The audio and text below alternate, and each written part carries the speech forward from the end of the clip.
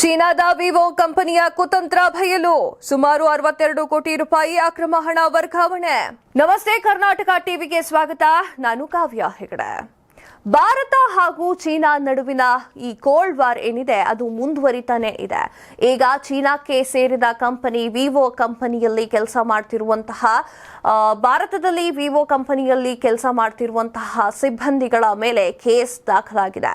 ಹೌದು, 62,000 ಕೋಟಿ ರೂಪಾಯಿಯಷ್ಟು ಅಕ್ರಮ ಹಣದ ವರ್ಗಾವಣೆಯನ್ನ ಮಾಡಿದ್ದಾರೆ ಅಂತ ಇವರ ಮೇಲೆ ಇಡಿ ಅವರು ತನಿಖೆಯನ್ನ ಶುರು ಮಾಡಿದ್ದಾರೆ. ಹಾಗೆ ಚೀನಾ ಕೂಡ ಇದಕ್ಕೆ ಆಕ್ರೋಶವನ್ನ ಹೊರಹಾಕಿದೆ.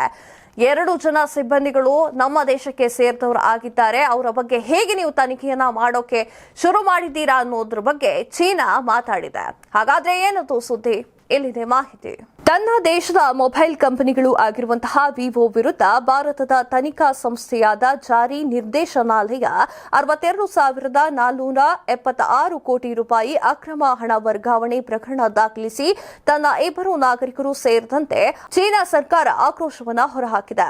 ತನ್ನ ದೇಶದ ಮೊಬೈಲ್ ಕಂಪನಿಯಾಗಿರುವಂತಹ ವಿವೋ ವಿರುದ್ಧ ಭಾರತೀಯ ತನಿಖಾ ಸಂಸ್ಥೆಯಾದ ಜಾರಿ ನಿರ್ದೇಶನಾಲಯ ಅಂದ್ರೆ ಇಡಿ 62,476 ಕೋಟಿ ರೂಪಾಯಿ ಅಕ್ರಮ ಹಣ ವರ್ಗಾವಣೆ ಪ್ರಕರಣ ದಾಖಲಿಸಿ ತನ್ನ 2 ನಾಗರಿಕರು ಸೇರಿದಂತೆ 6 ಮಂದಿಯನ್ನ ಬಂಧಿಸಿದ್ದಾರೆ ಎಂದು ಚೀನಾ ಮತ್ತೆ ಆಕ್ರೋಶವನ್ನ ಹೊರಹಾಕ್ತಾನೆ ಇದೆ. ಚೀನಾ ಮೂಲದ ಕಂಪನಿಗಳ ಬಗ್ಗೆ ಭಾರತ ಸರ್ಕಾರ ತಾರತಮ್ಯ ಧೋರಣೆಯನ್ನ ಅನುಸರಿಸಕೂಡದು ಎಂದು ಎಚ್ಚರಿಸಿರುವ ಚೀನಾ ವಿದೇಶಾಂಗ ಸಚಿವಾಲಯ ತನ್ನ 2 ನಾಗರಿಕರಿಗೆ ರಾಜತಾಂತ್ರಿಕ ಸಂಪರ್ಕ ನೀಡಲು ನಿರ್ದೇಶನವನ್ನ ನೀಡಿದೆ.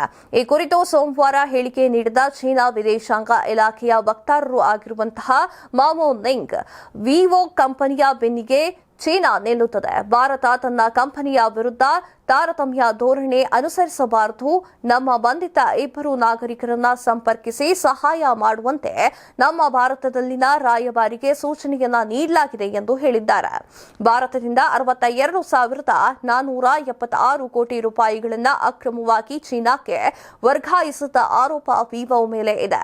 ಈ ಸಂಬಂಧ ಚೀನಾ ಪ್ರಜೆಗಳಾಗಿರುವಂತಹ ವಿವೋ ಇಂಡಿಯಾ ಮಧ್ಯಂತರ ಸಿಇಒ ಹಾಂಗ್ ಹಾಗೂ ಗ್ವಾಗ್ವೇನ್ ಅಲಿಯಾಸ್ ಆಂಡ್ರೋ ಕುವಾಂಗ್ ಸೇರಿದಂತೆ 6 ಜನರನ್ನ ಇತ್ತೀಚೆಗೆ ಇಡಿ ಬಂಧನಕ್ಕೆ ಒಳಗಾಗಿಸಿತ್ತು. ಬಂಧಿತರ ಮೇಲೆ ಅಕ್ರಮ ಹಣ ವರ್ಗಾವಣೆ ಕೇಸ್ ಕೂಡ ದಾಖಲೆ ಮಾಡಲಾಗಿತ್ತು.